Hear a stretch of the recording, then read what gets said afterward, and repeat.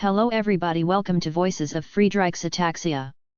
Our goal is to raise awareness and funds to cure Friedreich's Ataxia, FA. Today we will talk about Practicing Emotional Control in Life with FA by Kendall Harvey. I've always been an emotional person. I feel everything with great depth and have a long memory, and while I love to celebrate the good in life, I tend to be consumed by the bad. I often take things personally and overthink them. At times, my emotions will seem to hop on an imaginary hamster wheel in my head and run wild, knocking down any logic or reason and creating drama where there doesn't need to be any. As I get older and wiser, I'm trying to rein in those emotions, especially the negative and unpredictable ones. I don't want them to dictate my life anymore. On the other hand, I see the value in being in tune with them, so I'm trying to stay true to who I am. As my Friedreich's Ataxia, FA, journey has advanced, taking an honest inventory of my emotions has become vitally important as I attempt to navigate my symptom progression. If I can understand how I feel about things, I'm better equipped to move forward in a productive way, instead of going off on an emotional tangent. Accessibility triggers.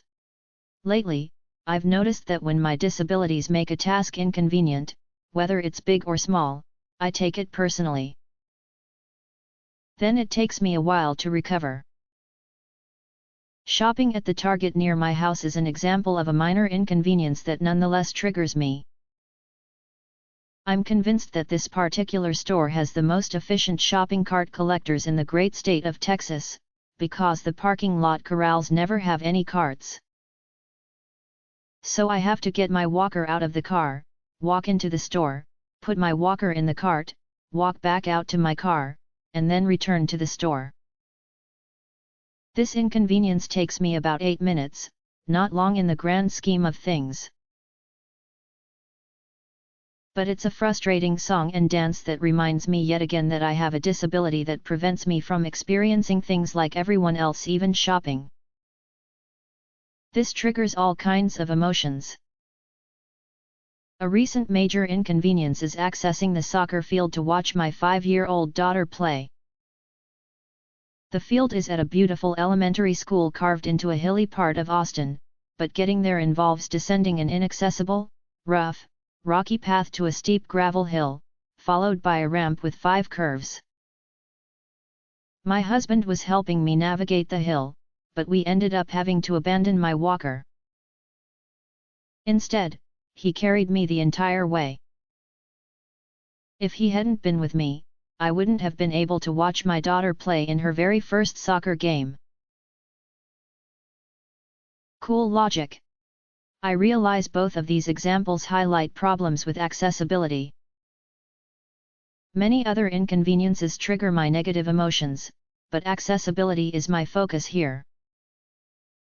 FA is almost guaranteed to be an obstacle I must factor in when I go anywhere. In my experience, the US is actually fairly accessible. Yes, my disabilities dictate a lot of what I can or can't do once I access a place, but for the most part, there aren't a ton of places I can't go. So why do I get so upset about accessibility inconveniences?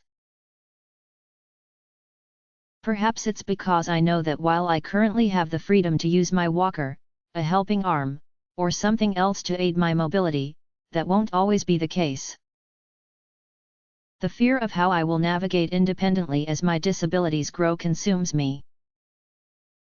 Or perhaps I'm still bitter that accessibility is even a recurring inconvenience in my life in the first place.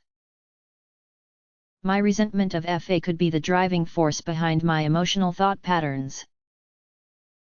Whatever it is, I must remind myself that cooler heads prevail. If I respond from a place of cool logic versus hot emotion, things tend to work out in the end. These inconveniences are an opportunity to refine my emotional reflexes. Kendall Harvey is a FA patient and this information was taken from Team Kendall with their permission. Their link is provided in description.